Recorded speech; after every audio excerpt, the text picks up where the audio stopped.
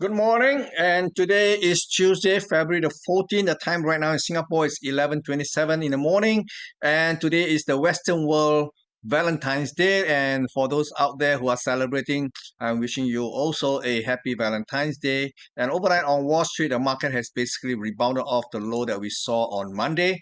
So the market actually started on a weak note, but gradually it started to rise, basically in expectation of a good CPI report tonight, which is going to be released at 9:30 p.m. Singapore time. Market expectation is for the CPI to drop from the previous month of 6.5% to 5.8%. So basically, it is looking for a good number. If the number come in better than expected or at 5.8, the market is likely to rally. But if the market came in hot at above 6%, then maybe the market was going to come back down again. So the market has been rising in expectation of a good number. So be very careful chasing this market higher, because although the possibility of a extended rise into tonight's trading is very high, but again, look out for, if you are a medium term or long term trader, do take this advantage to look for a selling opportunity. But for those who are trading short term, I think the odds for an extended rally going into the opening hours of the New York session is pretty high. Okay. Now, over in the S&P 500, we are seeing the same thing. The market has rebounded off Friday's low. So far, we have seen a low traded to as low as 4,060.8. This is based on the S&P 500. Previously, I mentioned this decline from the high of 4,195.4 is a three-wave affair, meaning to say that it is corrective in nature, and if it's corrective, then the higher time frame is going to exert its pressure, and this uptrend here remains very much intact. I've always maintained that this uprise here doesn't look complete. For the market to be complete, it needs to at least, proportionally speaking, symmetrically speaking, it needs to rise to 4,373.5 thereabout to actually look symmetrical. But so far, I think there is that expectation that the market wants to rise, so we will maybe have to prepare for this move. But for medium to long term trader, like I mentioned, the odds of a long term decline is pretty high. But in the meantime, short term trades seems to suggest that the upside potential is basically still very much intact. Okay, over in the Nasdaq 100, we are also seeing similar rebound. Same thing like what we saw in the S&P 500. The market rebound off Friday's low of 12,204, and this is a three-wave pullback from a high of 12,881. And again, but unlike the S&P 500, this market three-wave rebound from the last October low looks to be symmetrically balanced, and the high of 12,881 does look like it may be the top for this round. Okay, but again, we will have to see what the other indices are doing, especially if the other indices has not hit their optimal height, then maybe it may also influence the Nasdaq 100. Okay, but by and large, I believe the Nasdaq 100 may already top up at 12,881 that we saw 2 weeks ago. Okay, over in Asia, let's take a look at Asia activity. Over in the Nikkei 225, you can see that Nikkei actually opened on a positive note, but as the hours progressive in the first half of the session today, market seems to be pulling back, and the high traded so far was actually on Monday. Market actually not this Monday, but the Monday before this was 27,821, and the market seems to have difficulty maintaining above this high. There were 3 attempts to actually go back above 27,821. One happens on Tuesday, did not quite make it, and then another happened on Friday. Again, it was sold back down. So today, maybe as the market progresses, we still have a second half. We want to see whether the market have enough momentum to actually challenge this. Okay, even if the market can take out 27,821, there is 2 other barriers in which it must cross convincingly to be able to tell us that this rebound from the last September low is still very much in play. If you're looking for symmetrical relationship, this move here does looks incomplete, and if it is the case, the possibility of a move higher, assuming this is what the market wants to do, let's do this. We do 1 equality. Okay, if the market wants to go up equality, the market may have to re-challenge the 28,500 levels again.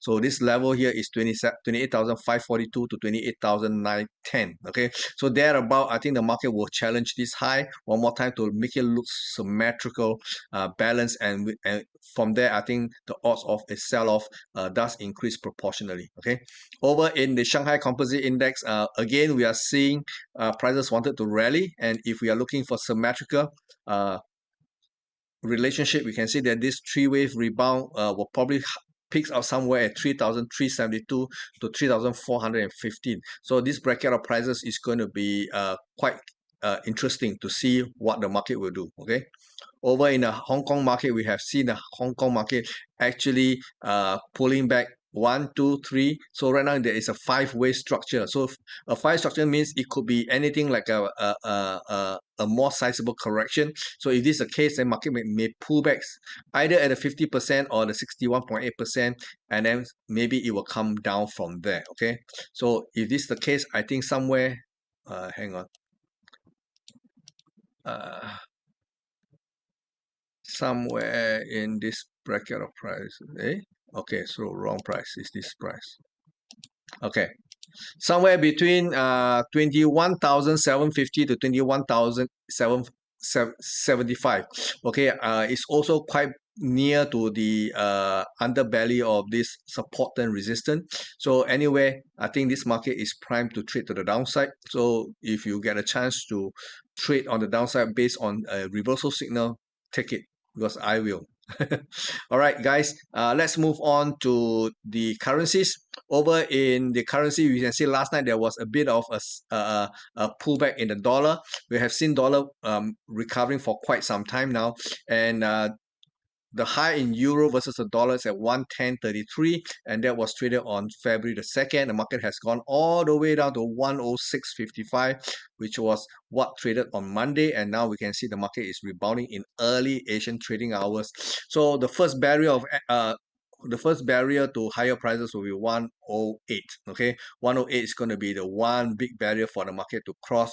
If you can cross above it, well and good. If it's not that, I think it will come back down again. So the dollar strength story remains very much valid, and we are seeing that very much reflective in all the other major currency pair. Over in sterling, we are also seeing the market tops out somewhere even earlier than the euro dollars.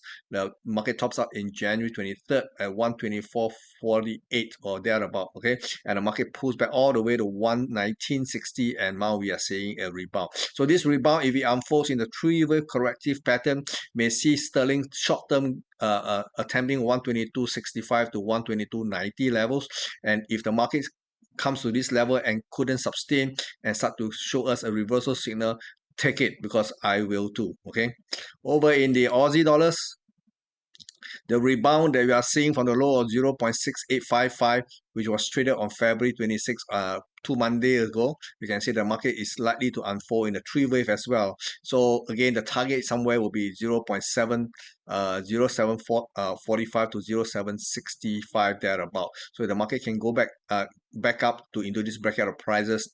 There's a good reversal signal. Okay, that will be another signal to tell us that the dollar strength may come rolling back. Okay, just be very careful shorting the dollar at this current moment in time.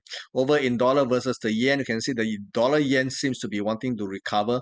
The low 127.21 was actually traded on January 16, so the high here pulls back, and now we are seeing another rally attempt from here. Okay, so if we are looking for symmetry, okay, the market should be able to go up to 135.50 to 136.20. So this is what we call equality move, and this is just the least optimistic outlook. If the market is managed to surge beyond 136.20, then the market is in a totally different frame of mind altogether.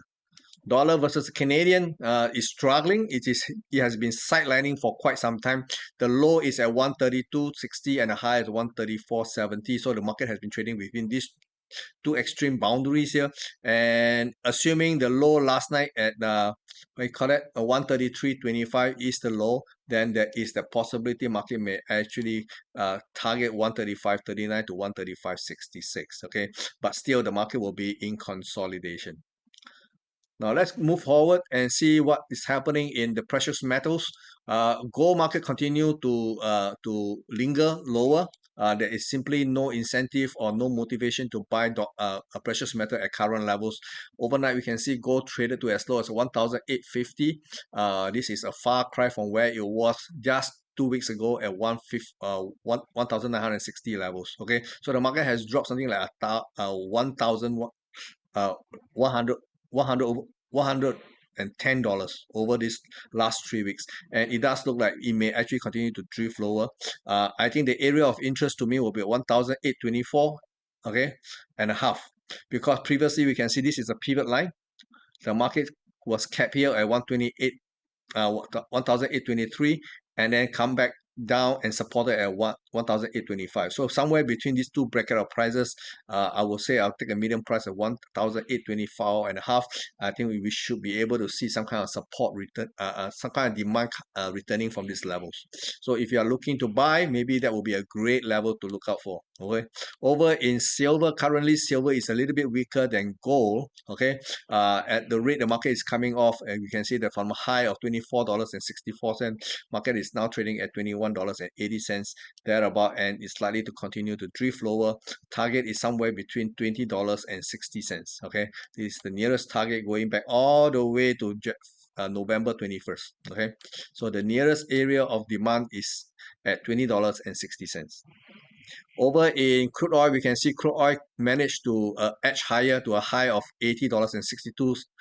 Now, compared to 2 Mondays ago, the market opening on a weak note went out to $72.25 and reversed.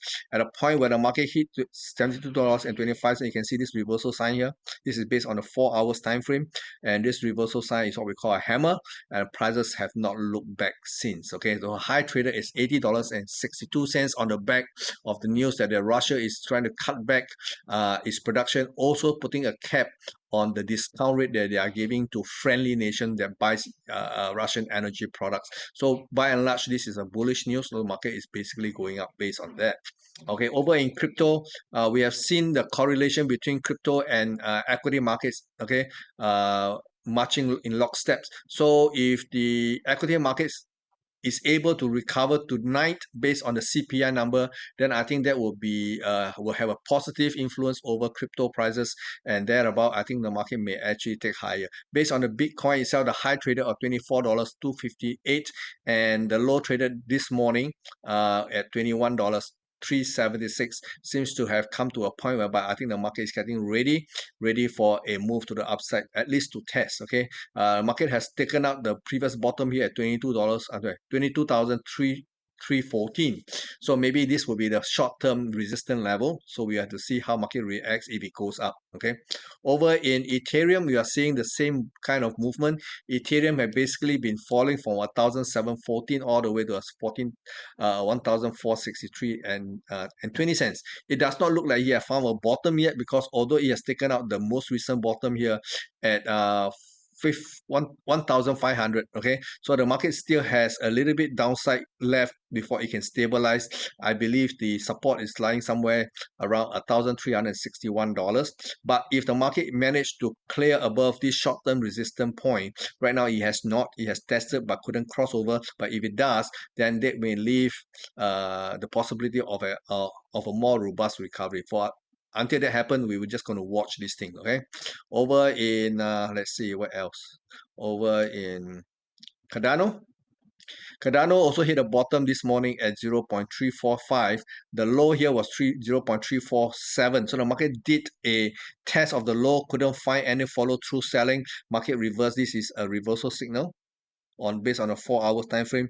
So this should actually work out well for short-term bullishness. So if you're looking to scalp this market, there's a possibility the market may actually starting to go up. So if you want to do this, go down to the lower time frame. I suggest you can look at maybe perhaps a 1 hour time frame and take your cue from there. So what I would normally do if I want to go and scalp this thing is to basically look for levels to enter a trade. Okay, so what I'll do, I'll move this a little bit to the left. I want to see, take a measurement. The 50% mark seems to lie somewhere. Okay, I have to expand this. I can see the number here.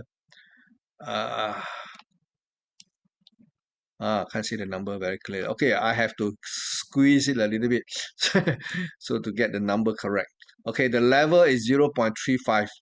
Okay, 0.353 to 0.354. In the market ever come to this bracket of prices between 0.353 to 0.351, look for any kind of buy signal to emerge. Ideally, you see something like what we saw at the bottom of this move here, something like this. This is a hammer, and this will be encouraging for us to take a trade on the long side, at least for a short-term trade, to see if the market can actually go up and challenge this high here, which is 0.74. 0.374. Okay, so if you want to do this trade, put a stop below 0.345 and to gun for 0.374. Now this is a short-term play.